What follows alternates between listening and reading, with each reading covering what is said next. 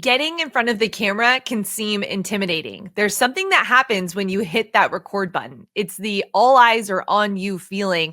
And sometimes we can let the fear of failing actually hold us back from making great videos. Well, in today's episode, we are diving into part 2 of how to be comfortable on camera so we can get past the fear and start making great work. My name is Heather Torres, and you are listening to the Think Marketing Podcast. We deliver a brand new episode for you every single Tuesday. So if you're new to the podcast, welcome. Make sure you're subscribed so you don't miss an episode. And today's video is brought to you by the free Side Hustle Challenge, where you can learn the 10 best ways to make money online in 2021. You can get registered for free at ideatoincome.tips. That's ideatoincome.tips, not .com, if you want to sign up for the free Side Hustle Challenge. Now, we are going to dive into part 2 of our 2-part series on how to get comfortable on camera. We're going to dive in the middle of the interview with Sean Cannell and Brock Johnson, where we're going to go through tips number 5 through 8. Now, if you missed last week's episode, definitely pause this one, go back and get tips 1 through 4 because they're building on top of each other. Well, I'm excited for this conversation, so let's jump right into the middle.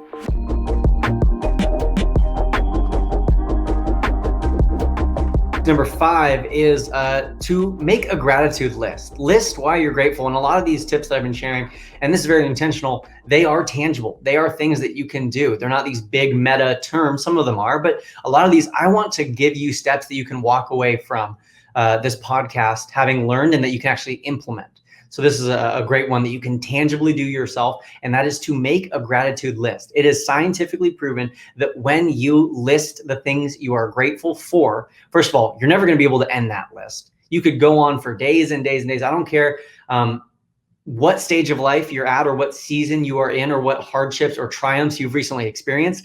There's an endless list of things that you can be grateful for. And it's scientifically proven when you write a list of things that you are grateful for, your mood improves, your confidence boosts, all of that, your performance improves. All of those things are shown to improve by just practicing gratitude. So a great way that I like to implement this into my own life is every morning, part of my morning routine is making a list of things I'm grateful for that day.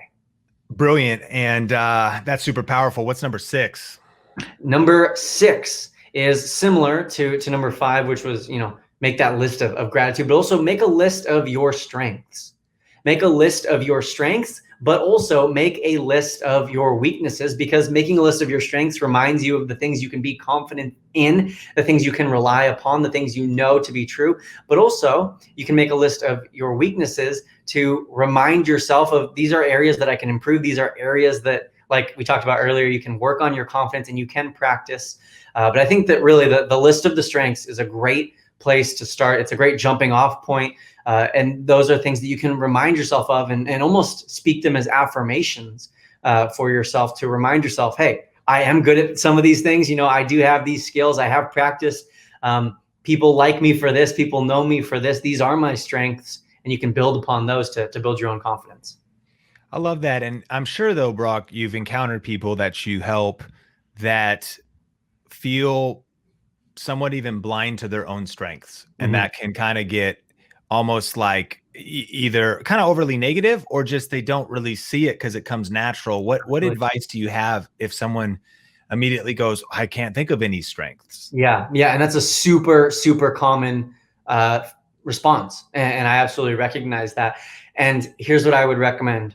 Reach out to some of your close friends.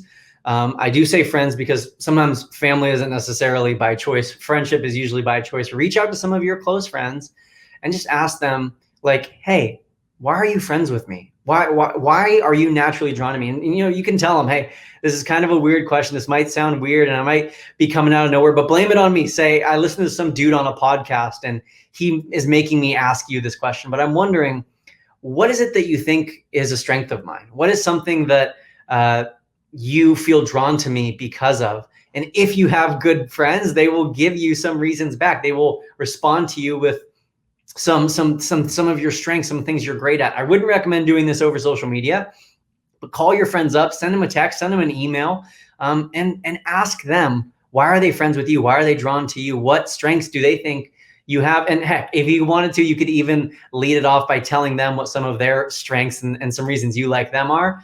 But I think, relying on those who love us is a great way to remind us of why we should love ourselves.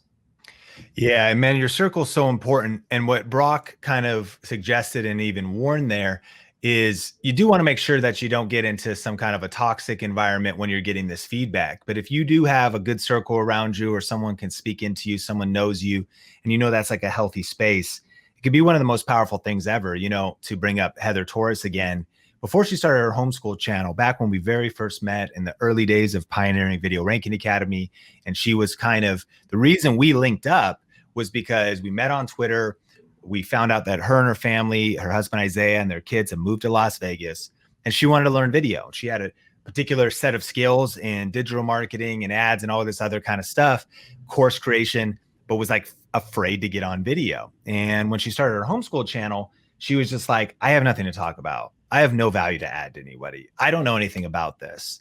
I don't know what videos I would make. And those were the mindsets coming from someone who had successfully now homeschooled kids for 6 years, who'd probably read 38 books on homeschooling from all this other stuff. And I remember we were just walking in, and I just gave her a trigger question. I said, what are the 3 mistakes that people who just get started make with homeschool? She goes, oh, well, and in response to the question, it just kind of naturally overflowed that she knew all this information. And when it wasn't through the fearful lens of, oh, shoot, I got to put this on camera, I got to put this on a story, I got to put this on a reel, when it was actually just kind of, when you're relaxed, what kind of flows naturally for you, it was a real strength. But yet we can be so critical with ourselves, or even kind of the curse of knowledge, so blind to our own strength. So I encourage you, get around people echoing Brock that could pull those things out of you, but also try not to be hard on yourself, because what do you research? What have you read about? What do people ask for your advice about? What do people look to you for? What do people in your family say, man, you're great at that. Oh man, when you come to family gatherings, you're the one who brings the fire when it comes to like cooking or making healthy food or whatnot. And you're like, I don't really know if I could make a cooking channel about healthy food on YouTube. Of course you can. Like, everyone in your world sees you for that. Everyone's asking you for how to do accounting tips and budgeting tips because you're great at it. But you're like, I don't know if I'm as good as the people. Mm-hmm. Don't count yourself out, and definitely tap the knowledge base and the encouragement base of your circle around you. Brock, we're on number 7. What is it? Yeah, you kind of said a word that is a perfect segue into it. And you said, when you're relaxed and you're in that state, then it really just flows out of you. Oftentimes we get this anxiety, our blood pressure rises, our heartbeat's going through the roof, and we're thinking about, oh my gosh, I have to go live, or I have to sit down and actually record this YouTube video. And that can be really scary. But I want to remind everyone about how powerful being in a meditative state can be, being in that relaxed, what it's called, like oftentimes the flow state, or being in the zone is what's kind of called in athletics.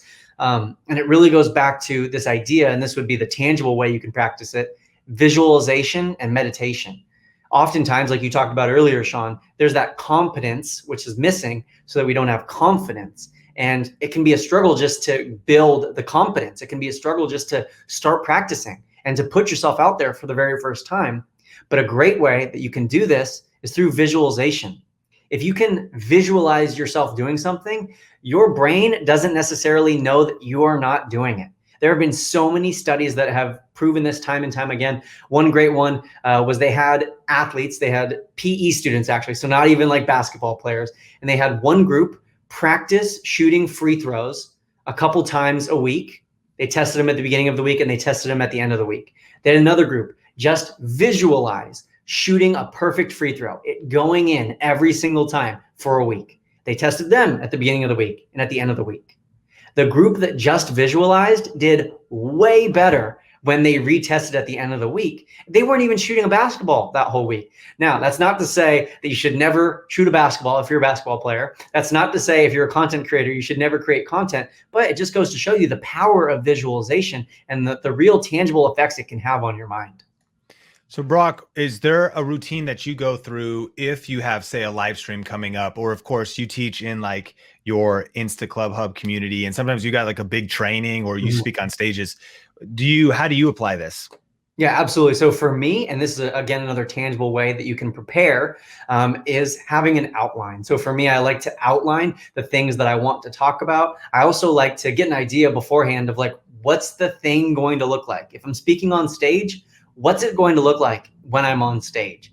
If I'm doing a live stream, what is my room going to look like? What's the ring light situation? What's my actual setup here in my home office? So I like to, in a very real sense, visualize and see everything that I would be seeing for that event. And like I said earlier, having an outline, so having just some notes prepared so I can hear myself speak and rehearse. And sometimes I'll even record into my own phone, kind of like an audio recording of the things I want to say. And then I can play that back to myself and listen to myself speaking, which is kind of the next step to visualization.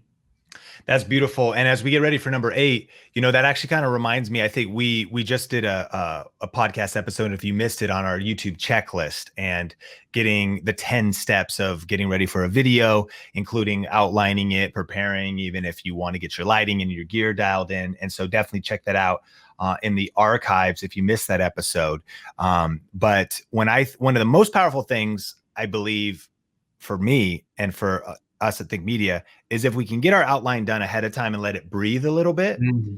One of my favorite ways to let it breathe is like, okay, I know I'm going to maybe do a live stream later on a Thursday and it's a Wednesday and my outline's done. I love to run. And so I'll get up, I'll do a morning run, and I'm thinking about that at 10 o'clock, it's 8 at 10 o'clock, I'm going to be going live. And there's kind of a magic that happens there, because number one, you're consuming all of this oxygen, your brain is fired up, there's all this blood flow, you're kind of getting that runner's high, and you're also in a state, no phone, no distraction, you're just kind of out there. And I've noticed that in those moments too, it de-stresses you. It's a way to, of course, you're breathing, all kinds of physiological benefits are happening. And then I'm also thinking through, I'm kind of playing it out in my mind. And so that's another kind of even just tangible way where I found that almost adds, like, the outline is like the kindling and the wood for the fire. And then, if you will, the visualization, the preparation in that moment. And that could also include things like, prayer, literally closing your eyes and just playing it out, going running. But having a routine like that can really then set on fire. Like, it's kind of the thing, to your point, now you're sinking through free throws because you've thought ahead about it. And so that's another practical way. And I would encourage you to, of course, find your own routine, right? To find your own, because there's different people. These are proven science-backed strategies that then, of course, you incorporate into your own flow, your own style. I know not everybody likes to run. Some people like being in the gym, even go on a walk. Steve Jobs was known for loving to do walking meetings because of the oxygen and the creativity that would be sparked. But if one huge encouragement, let your outline breathe. It lets you, I know what I've like when I'm finishing my notes or my slides, 2 seconds before I'm supposed to present whatever it is, or I'm under a deadline, and that is not helping me be in a relaxed state or a confident state. I'm more in a stressed and a rushed state. And if you can let it breathe, you'll show up so much more powerfully on camera and for your people. Brock, number 8, we made it. What's number 8? Absolutely. So number 8 is preparation, to prepare. And I don't know who this quote was. For some reason, I feel like it's attributed to Abe Lincoln, but who knows where some of these quotes come from. But it's basically, if you give me 8 hours to chop down a tree, I'll spend the first 6 sharpening the blade. It just goes back to that idea of preparation. I was a college football player. We spend months, an entire offseason, about 9 months, preparing for a 3-month season. And within that 3-month season, we spend 6 days preparing for about a 2-hour period. And really, a lot of those times, those 6-day periods, they actually started preparing months in advance. So sometimes it's weeks, if not months, of preparation for what comes down to a 2-hour period. And then guess what? Within that 2-hour period, we're not on the field playing the entire 2 hours. You might get a total of 35 minutes of on the field time. So if you add it all up, the preparation far outweighs the actual execution. And so what does this look like tangibly on social media or when you are a content creator? It's first and foremost fully understanding how to utilize the different features and functions and fundamentals of the platform that you're on. If you're going live on TikTok, you need to know what all the buttons do. You need to know, how can somebody comment? How can somebody follow you?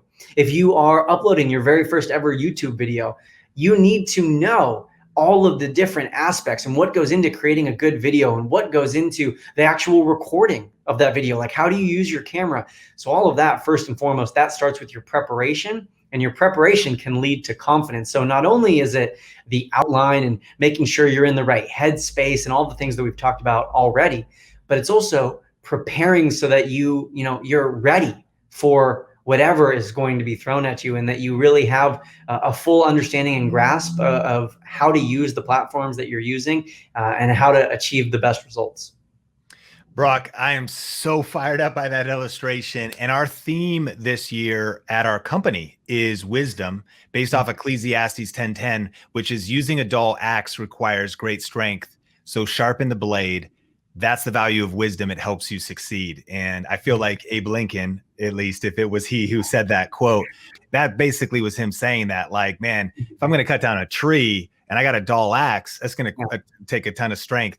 But if I sharpen the axe first, even for 6 hours, those last two are going to be that much more effective. I just want to acknowledge you, Think Marketing Podcast, for actually being here in this very moment and sharpening the blade.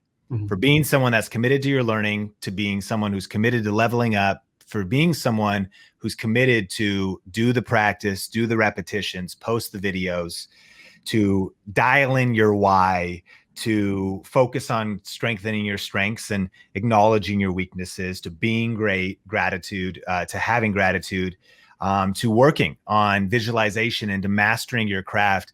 I just want to remind you, and I'm so grateful for everything that Brock has shared, that you have a mission. You have people you are called to. You have a purpose, and people need you. People need you to show up right now, especially at this time in the world where there's so much negativity and vitriol and controversy and division.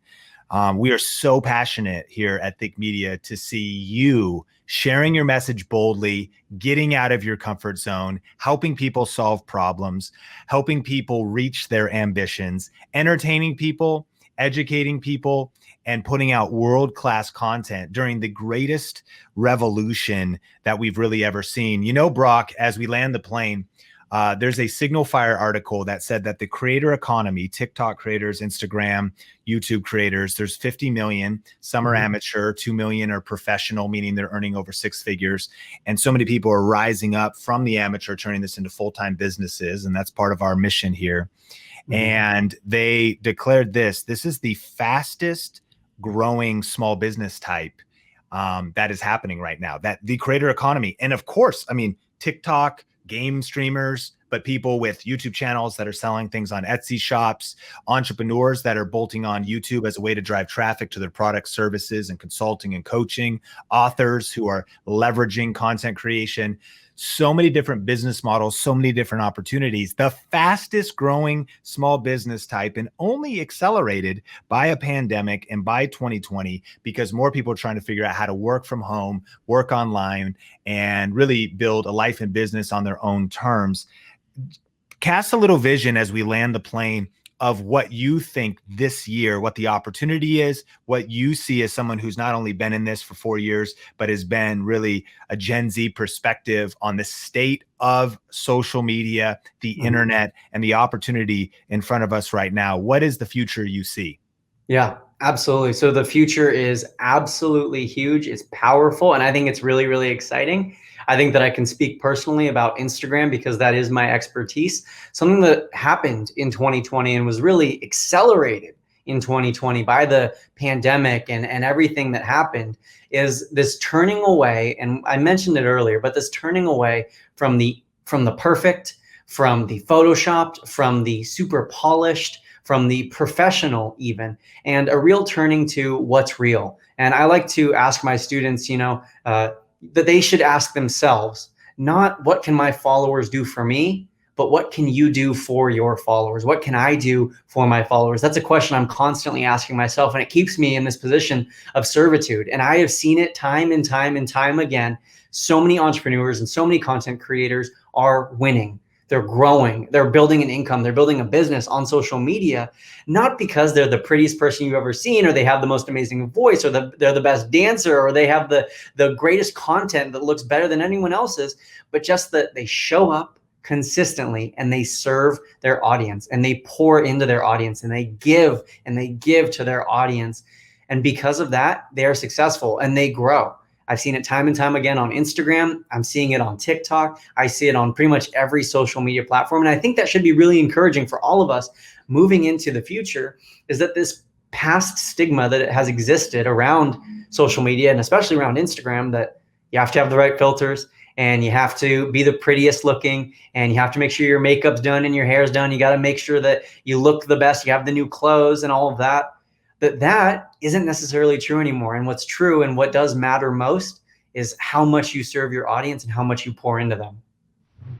Wow, Brock really left on such a high note there, really seeing the opportunity that's available online. And I can't wait for the side hustle challenge that Brock Johnson, Chalene Johnson, and Brett Johnson are going to be hosting this February. So if you're listening to this podcast right now when it's being released, then you're going to want to make sure that you go over and sign up for the free side hustle challenge. That's at ideatoincome.tips. And I can't wait for it to start. You know, they really dive into the best ways to be making money online right now in 2021. And they're going to teach you one business that you can start today. So I'm excited for that challenge. And really, the tips that Brock gave were so inspiring, thinking about the gratitude list. Now, that's a practice that I personally started about 5 years ago. I thought it was really cheesy at first. I'm like, of course I'm grateful for my kids and my husband and, you know, air and all of those things. Kids, husband, air. Yeah, that's in that order, right? But really, you know, the gratitude, when you center yourself on gratitude, you start to move from the feeling of selfishness to the feelings of service, because you're just so grateful for the things that you've been blessed with. I also very much believe in the visualization that Brock mentioned. For me, every time I get on camera, I read through my script. I think about smiling on camera. I think about connecting with the, you know, lens as if it's an eyeball. I really think through the things I'm going to say, the cadence that I'm going to speak, and really ultimately what the entire video is going to look like at the end. I think visualization, especially when you are brand new to getting on camera, can be such a missing piece to getting over the fear. If you just visualize yourself as someone who's already been doing this for a while, it's going to help you and you're going to see that come through on camera. And then finally, preparation. You know, think marketing listener, that Heather Torres is all about preparation. You know that I am the productivity queen and I love anything to do with really owning your time. And preparation is so important. Also giving things time to breathe, like Sean said, is really vital when it comes to jumping on camera and feeling confident and comfortable to press record. And I hope that you've enjoyed this 2-part series all about how to be confident on camera. And let me know in the comments or wherever you're consuming this content, do you like this type of podcast where we bring our industry expert friends on and you get to see inside their world a little bit and get some tips from people other than Sean and Heather? Now, if you enjoyed this podcast, we would love if you would go over to iTunes and rate and review this. This helps us be able to get the podcast out to more purpose-driven entrepreneurs just like you. And when you rate and review our podcast, you might just get a shout out on the show. And today's shout out goes to Josh Helm. He says, love it. Appreciate what you all are doing. I've tuned in numerous times and love your style of teaching and influence. Much thanks from the Texas Best Construction Gang. Josh, we are so grateful for you for being a part of our Think community. And thank you so much for taking the time out to write that review for us. It means the world to us to be able to hear from the community on iTunes. So thank you so much for that. And if you've not left your review, make sure you do that because you get entered into a chance to win a ticket to Grow with Video Live 2021. Well, thank you so much for being a part of our community here. I hope that this episode was something that encouraged you to just pick up the camera and press record. Remember, there's someone on the other side of the lens waiting for you to step outside of your comfort zone. You have a message that your audience needs, and all you got to do is just get over the fear of pressing record. Thanks so much for being here, and we'll catch you in the next episode.